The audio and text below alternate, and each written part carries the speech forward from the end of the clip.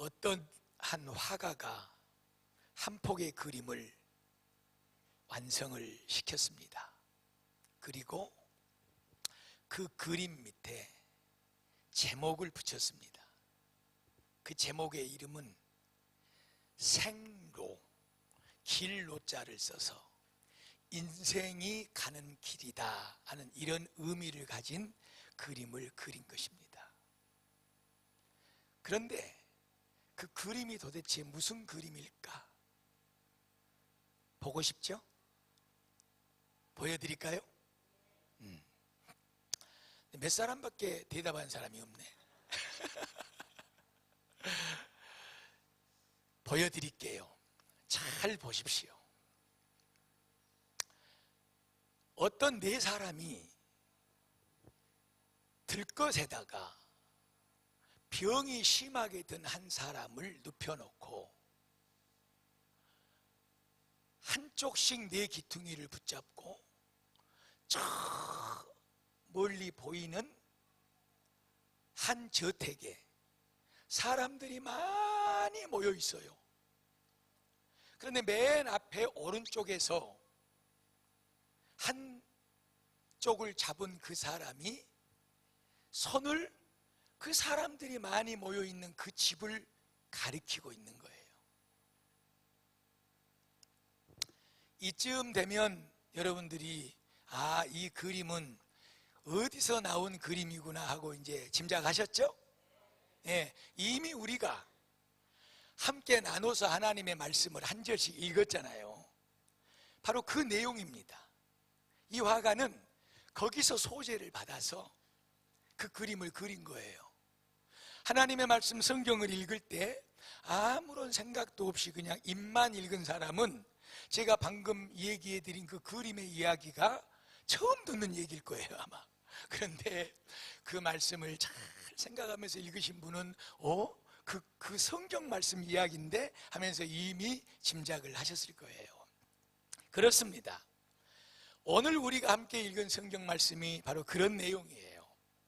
중풍병에 든 한 병자를 네 사람이서 침상 위에다 올려놓고 그리고 그것을 들어서 저 손으로 가리키는 사람이 많이 모여있는 그 집으로 갔습니다. 그런데 왜 사람들이 많이 모여 있었고 그 집으로 가야만 했었냐? 다름 아닌 그곳에 능력의 예수님께서 계셨기 때문입니다. 오늘 여러분도 그렇기 때문에 여기 나와 계신 줄로 믿습니다. 저 뒤에 초록색, 노란색, 또 보라색 입은 여러분들도 오늘 이 순간이 그런 순간이 되기를 축복합니다. 예, 다 하나님 앞에 오늘 이 자리에 앉아 있기를 주의 이름으로 축복합니다. 그 환자를 들것에 들고 이 네 사람이 사람들이 많이 모여 있는 그곳, 예수님이 계신 그곳으로 데리고 갔는데 문제가 생겼잖아요. 그것은 너무너무나 사람들이 많이 모여서 그 병자를 들고 감히 그 앞으로 들어갈 수가 없어요. 왜 그러냐? 그쯤 되면은 좀 양보도 해주고 길도 열어주고 중풍병자네, 몸을 움직일 수 없는 사람이 왔네, 그러고 우리 같으면 양보를 해주겠지 않습니까? 그러나 여러분 그렇지 않아요. 왜 그러냐 그러면 지금 거기 계신 예수님 앞에 너무나도 수많은 많은 병자들이 와서 질병을 치료받는 능력이 나타나고 있기 때문에 거기 밖에 서 있는 사람들도 한 발자국도 양보할 수가 없는 그런 형편이 돼버린 것입니다. 도저히 이 중풍병 환자를 들고 그 안으로 들어갈 수 없음을 판단한 이 네 사람은 그 침상을 들고 지붕 위로 올라갔지요. 그래서 예수님이 계시는 그 지붕 위를 뜯어내고 줄을 달아서 그 환자의 침상을 예수님의 발 앞에 내려놓고 예수님으로부터 이 사람의 질병을 치료받는 놀라운 축복을 누리게 됩니다. 할렐루야! 이 사람들의 믿음을 보시고 소자야 네 죄 사함을 받았느니라. 너의 들 것을 들고 일어나 걸어갈지어다. 할렐루야. 오늘 이 자리에 이와 같은 역사가 일어나기를 축복합니다. 오늘 예수님께서는 다른 것을 보지 않았습니다.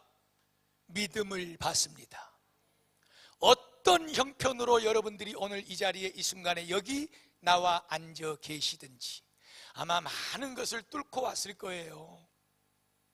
마치 예수님이 계신 그 저택에 그 집 안으로 들어가지 못하도록 너무나도 많은 사람들이 모여 있어서 어떻게 하면 좋냐 발을 동동 구리고 방법을 찾아내서 지붕으로 올라가 그 환자를 내렸듯이 오늘 여기까지 나와 앉아있기에 정말로 우여곡절이 많은 분들이 많을 거예요. 내가 가야 되냐, 여기 있어야 되냐, 내가 그 일을 해야 되느냐, 내가 하나님 앞에 나가서 예배를 드려야 되느냐, 여러 가지 많은 갈등과 우리 앞을 가로막는 많은 상황을 뚫고 오늘 여러분들이 이 자리에 나와 앉아 계신 줄로 믿습니다. 여러분의 그런 믿음을 보시고 하나님께서는 소자야 너의 죄 사함을 받았느니라. 너의 들 것을 들고 일어나 나아갈지어다. 오늘 여러분에게 들려지는 하나님의 음성이 되고 축복의 말씀이 되기를 주의 이름으로 축원합니다. 사랑하는 여러분, 참으로 우리 인생은 그와 같습니다. 이 화가가 그림을 잘 표현해 놨잖아요. 들것에다가 병든 환자를 올리고 앞에 있는 사람이 바로 저곳이다. 우리는 저기를 가야 된다. 그래야 이 중풍병자를 고칠 수가 있다. 그곳을 향하여 손을 가리키고 네 사람이 합심해서 마음을 하나로 해서 그 환자를 데리고 예수님 앞으로 간 것입니다. 사랑하는 베들교회 성도 여러분, 오늘 여러분의 문제는 무엇입니까? 무엇이 침상 위에 올려져 있습니까? 그리고 하나를 더 물어볼게요. 누가 내 문제의 침상을 지금 같이 들어주고 있습니까? 오늘 성경에는 네 사람이 그 문제의 사람을 들고 갔습니다. 인생을 사노라면 그보다 더한 급박한 문제에 처해서 우리는 우리 자신의 문제를 침상에 눕혀놓을 때가 많습니다, 여러분. 그런데 중요한 것은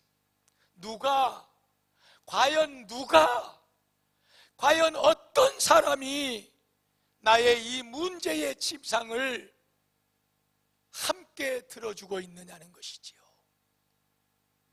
너무나도 각박하고 삶에 지치고 힘들고 어려운 세대를 살아가고 있는 이때에 저마다 모든 사람들은 문제 없이 살아갈 수가 없습니다, 여러분. 그래서 현재의 실상을 그렇게 그려놓은 거예요. 이 시대의 모습을 이 화가는 그렇게 본 거예요. 영적으로 이 시대를 여러분 한번 바라보세요. 모두가 다 죽겠다고 쓰러져 있습니다. 모두가 다 죽겠다고 쓰러져 아우성치고 나 좀 도와달라고 손을 흔들며 허우적거리고 있는 이 세대를 우리는 볼 수가 있습니다.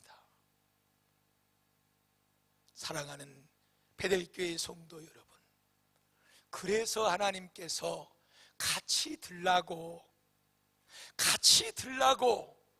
우리에게 준 중요한 두 가지의 기능이 있습니다. 그 첫 번째가 가정이라고 하는 것입니다, 여러분. 가족, 이름만 불러도 마음이 통하고, 그래, 우리 가족이 있었지. 하나님이 만들어 놓은 공동체입니다. 지금부터 잘 생각하셔야 됩니다. 이제 우리는 나의 문제를 가지고 지치고 쓰러져 있는 내 모습을 가지고 힘겹고 괴롭고 아프고 슬프고 힘없는 내 문제를 가지고 어디를 봐야 되느냐? 내 가정을 들여다봐야 됩니다. 과연 내 문제를 안고 지금 내 남편이, 내 아내가, 내 자식들이 함께 이 문제를 들어안고 어디론가 향하여 지금 나아가고 있는가? 만약에 그러하지 못하고 있는 상황이라고 한다면 죄송합니다. 너무나도 아픈 가정이에요. 너무나도 고장난 가정이에요, 여러분. 지금 이 순간 여러분의 가정을 누가 볼 수가 있습니까? 제가 볼까요? 아니요. 그 누구도 여러분의 가정의 실상을 바라볼 수가 없습니다. 오늘 중요한 것은 단 이 순간에 여러분 자신과 그리고 오직 한 분 우리 하나님께서만 여러분의 가정의 실상을 볼 수가 있는 것입니다. 오늘 정말로 우리가 정신 차려 바라봐야 될 것은 문제 없는 사람 없습니다, 여러분. 괴로움 없는 사람 없습니다. 슬픔 없고 눈물 없고 한숨 없는 사람 없습니다, 여러분. 그러나 중요한 것은 그런 모든 문제가 있으되 어떤 이에게는 그것이 문제가 되지 않고 오히려 그 문제를 인하여 더욱더 행복하고 더욱더 아름답고 더욱더 복을 누리는 이 도구로 삼는 축복의 사람들이 있으니 그것은 바로 가족이 함께 그 문제를 들고 어디론가 향하여 사람들이 많이 모여있는 그곳을 향하여 문제가 해결될 것을 향하여 나아가고 있다는 사실입니다. 우리 베델교회 모든 성도들의 가정이 오늘 함께 무거운 인생의 짐을 들고 문제가 해결될 수 있는 그것을 향하여 참으로 나아갈 수가 있기를 축복합니다. 그러기 위해서는 우리 믿음의 공동체의 가정 안에는 한 분 하나님을 섬기는 이 믿음이 있어야 됩니다. 진정한 믿음, 하나님의 능력을 믿는 참된 믿음, 이것이 있는 사람들이 모인 가정은요, 모든 것을 나누게 되어 있어요. 모든 것을 오픈하게 되어 있어요. 그래서 남들이 들어줄 수 없는 그 일을 함께 같이 들고 어디론가를 향하여 갈 수 있는 것입니다. 모든 가족들이 믿음을 갖게 하기 위해서 더 많이 기도하십시오. 모든 사람들이 믿음 안에 하나 되기 위해서 더 많이 주님의 사랑으로 헌신하고 희생하십시오. 구원을 위해서 함께 힘을 모아서 모든 문제를 끌어안고 같이 해결하고 같이 울고 같이 행복할 수 있도록 참된 믿음을 우리 가정 안에 허락하여 주시옵소서. 두 번째로, 하나님께서 우리 그리스도인들에게 주신 두 번째 중요한 기능이 있습니다. 그것은 다름이 아니라 바로 우리가 이렇게 여기 모여 앉아 있는 것처럼 교회 공동체입니다. 사랑하는 여러분, 우리 교회는 하나님을 아버지 삼고 목사부터 시작해서 이제 막 등록을 하신 우리 초신자 성도들까지 믿음의 한 가족이고 한 형제 자매인 줄로 믿습니다. 교회가 이 기능을 잃어버리면 함께 들라고, 함께 들고, 함께 울고, 함께 가라고 하나님께서 이 귀한 공동체를 세워놨는데 이것을 잃어버리면 너무나 아픈 공동체입니다. 이것을 잃어버리면 너무나 고장난 공동체입니다. 아무에게도 말할 수 없는 그 문제를 여기 와서는 말할 수 있어야 되는데 우리 구역 식구들에게는 말할 수 있어야 되는데 그러지 못하여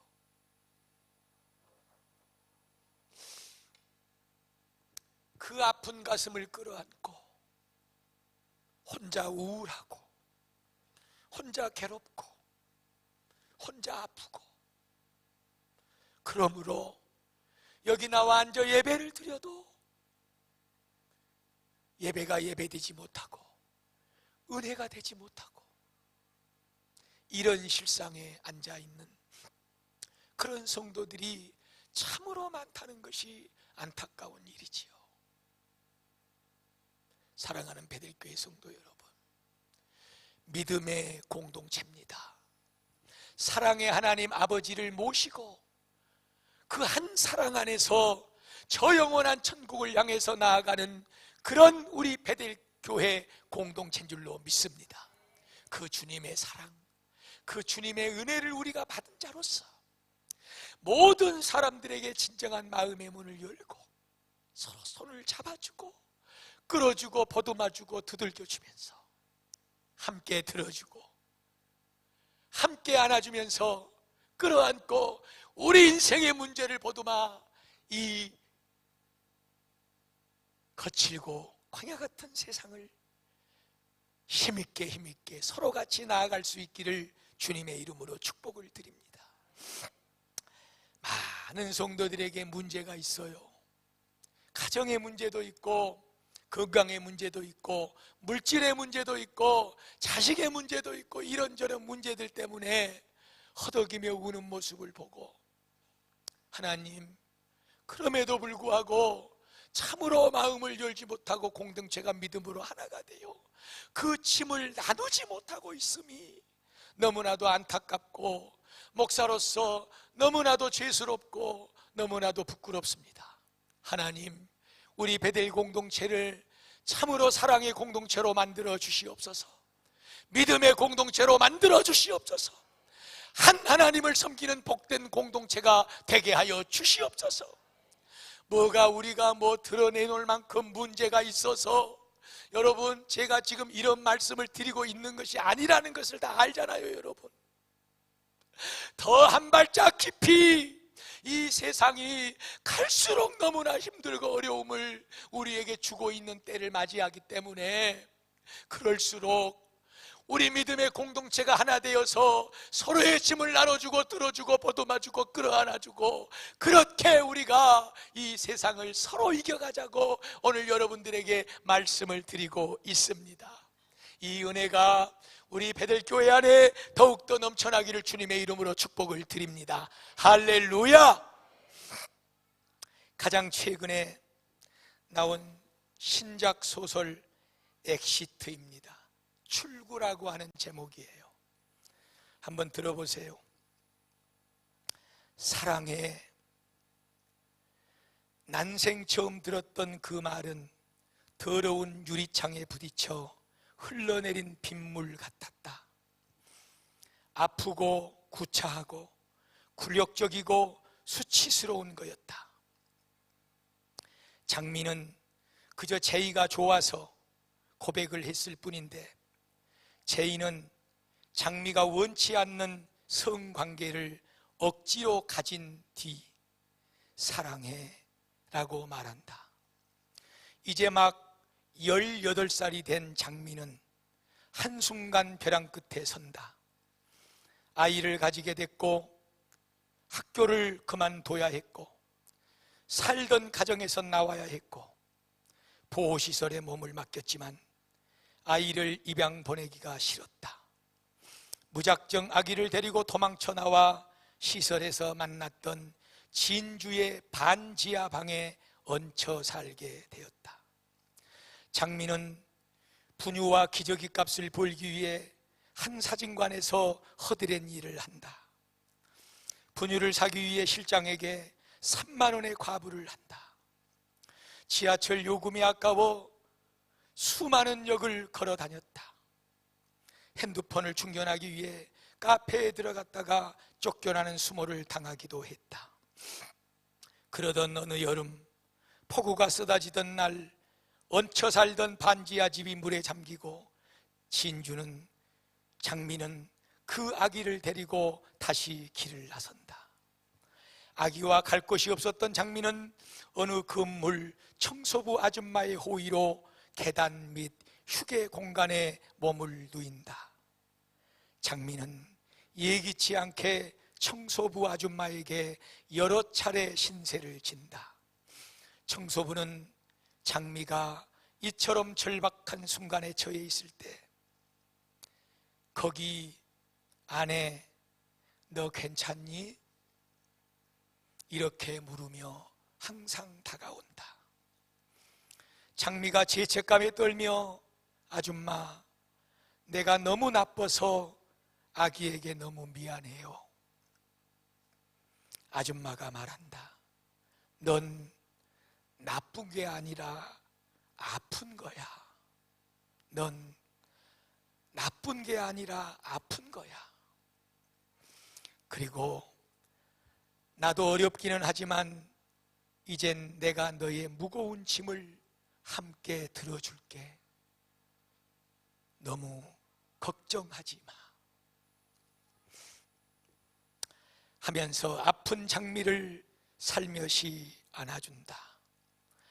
장미를 외면하지 못한 청소부 아줌마 덕분에 장미는 자기 삶에도 출구가 있을지 모른다는 희망의 빛을 갖게 된다.